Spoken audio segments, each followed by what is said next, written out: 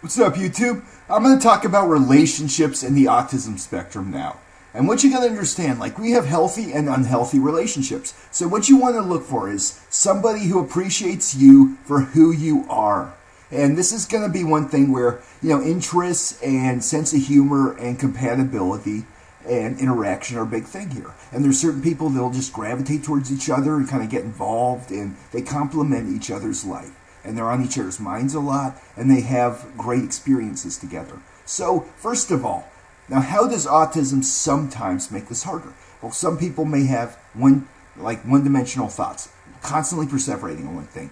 They may tend to have this kind of sense that they are too obsessive, or they may sometimes have, they can connect, but the sense of humor and keeping the conversation going can be sometimes issues, where somebody may seem very predictable.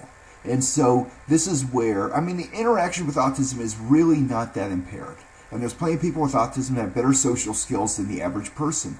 But I think in some ways it depends on somebody's appearance and if they stand out and how they are interpreted by the environment. Where you could have one guy who has average looks and he's in a crowd of very good looking people. And then you have another person that has below average looks and is in a crowd of very good looking people.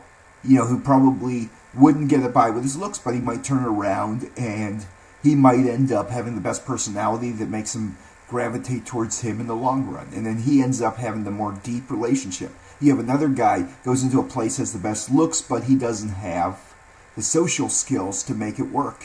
And he finds himself, maybe having people like him one day and hate him next. So basically, what do people look for? Well, a lot of times, this is where you have status. And you have, if somebody gets a good job, they get a good education, they have a lot of intelligence and creativity and talent.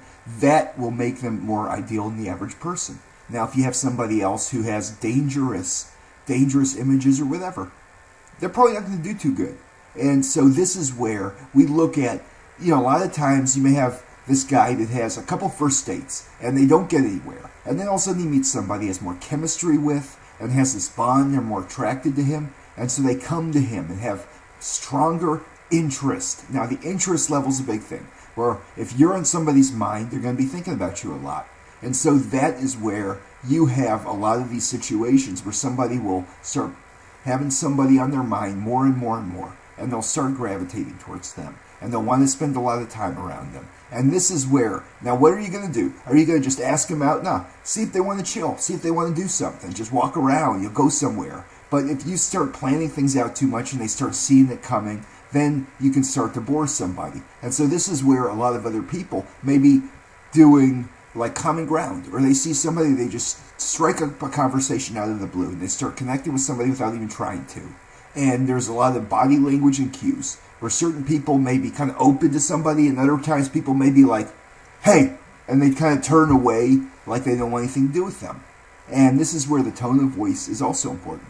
Where somebody can have this quick, loud tone, almost like they don't like this person, like they're getting angry on the inside talking to them, like that person's aggravating them. And somebody else may have this kind of sense of being relaxed. And we get into the second part, comfort. Comfort and security are the main things in a relationship. And the comfort level makes somebody open, and the security is what makes it work in the long run, where they feel secure. And it's not just physical security of having somebody protecting them, it's about feeling mentally secure around this person, and they feel something there and they develop a strong bond. And this is where you have ionic relationships that can be where somebody loves somebody one day, hates them the other. And then you have covalent relationships where people have more deep bonds and they start to have this sense that they're good for each other. And so with autism, a lot of people tend to have the more desirable characteristics. And it all gets down to finding the right person, getting out around enough people. And, you watch how other people joke around. And, you can have a better sense of humor. A lot of times you are funnier when you're not trying to be. And when you're trying to be, you're the least funny guy. And the humor is actually a big thing that can tell if somebody likes you. If they laugh at your jokes or if they don't. If they're pretending to laugh but they're really not, that means they don't like you. Most likely, they're not feeling that sensation at all in their brain. Especially if you were the funniest guy in the world and they say, oh, you're funny.